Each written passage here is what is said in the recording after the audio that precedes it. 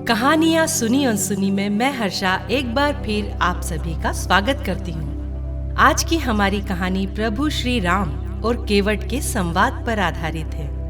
उस समय की बात है जब प्रभु श्री राम वनवास के दौरान गंगा नदी पर पहुँचे और अब समस्या यह थी कि उनको नदी पार करनी थी।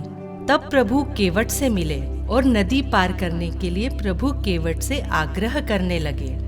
तब केवट अपने प्रभु को अपने समीप देख बहुत प्रसन्न हुआ। वो अपने प्रभु श्री राम के चरण धोए बिना उनको वहां से कैसे जाने देता। बड़ा ही मनमोहक दृश्य है।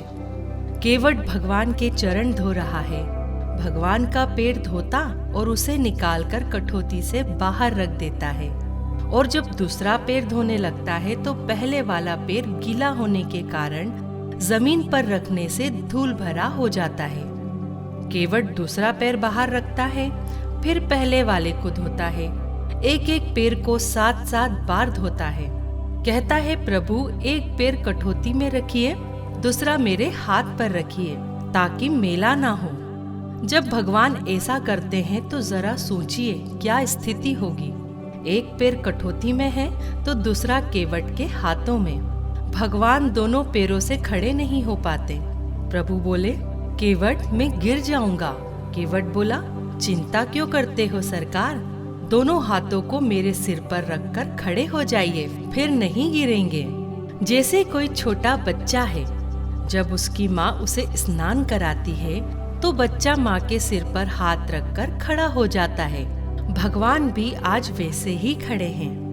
भगवान केवट से बोले, भैया केवट, मेरे अंदर का अभिमान आज टूट गया। केवट बोला, प्रभु यह क्या कह रहे हैं आप।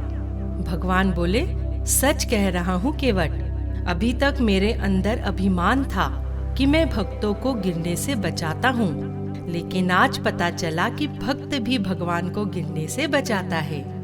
जब केवट प्रभु के चरण धो चुका तो भगवान कहते हैं, भैया अब तो गंगा पार करा दे। इस पर केवट कहता है, प्रभु नियम तो आपको पता ही है कि जो पहले आता है उसे पहले पार उतारा जाता है, इसलिए प्रभु अभी थोड़ा और रुकिए। तब भगवान कहते हैं, भाई यहाँ तो मेरे सिवा और कोई दिखाई नहीं देता। इस घाट पर तो केवल मैं ही हूँ, फिर पहले किसे पार लगाना है। केवट बोला, प्रभु अभी मेरे पूर्वज बैठे हुए हैं जिनको पार लगाना है। केवट छठ गंगा जी में उतरकर प्रभु के चरणामृत से अपने पूर्वजों का तर्पण करता है। धन्य है केवट जिसने अपने परिवार और सारे कुल का उद्धार करवाया। फिर भगवान को नाव में बिठाता है। दूसरे किनारे तक ले जाने से पहले फिर घुमाकर वापस ले आता है। जब बार बार केवट ऐसा करता है तो प्रभु पूछते हैं, भाई बार बार चक्कर क्यों लगवा रहे हो, मुझे चक्कर आने लगे हैं। तब केवट कहता है, प्रभु यही तो मैं भी आपसे कह रहा हूँ। 84 लाख योनियों के चक्कर लगाते लगाते मेरी बुद्धि भी चक्कर खाने लगी है। अब और चक्कर मत लगवाइए। गंगा पार पहुंचकर केवट प्रभु को दंडवत प्रणाम करता है। उसे दंडवत करते देख भगवान को संकोच होता है कि मैंने इसे कुछ नहीं दिया। केवट उतरी दंडवत कीन्हा, प्रभु ही सकुच एही नहीं कछु दीन्हा। कितना विचित्र दृश्य है, जहाँ देने वाले को संकोच हो रहा है और लेने वाला केवट, उसकी भी विचित्र दशा है। कहता है, नाथ आजू में काह न पावा, मिटे दोष दुख दरिद्र दावा। बहुत काल में किन्ही मजूरी, आजो दिन विधि बनी भली बूरी। लेने वाला कहे बिना लिए ही कह रहा है, हे नाथ आज मैंने क्या नहीं पाया, मेरे दोष दुख और दरिद्रता सब मिट गए। आज विधाता ने बहुत अच्छी मजदूरी दे दी। आपकी कृपा से अब मुझे कुछ नहीं चाहिए। भगवान उसको सोने की अंगूठी देने लगते हैं तो केवट कहता है, प्रभु उत्तराई कैसे ले सकता हूँ, हम दोनों एक ही बिरादरी के हैं और बिरादरी वालों से मजदूरी नहीं लिया करते। दर्जी दर्जी सेना ले सिलाई, धोबी धोबी सेना ले धुलाई।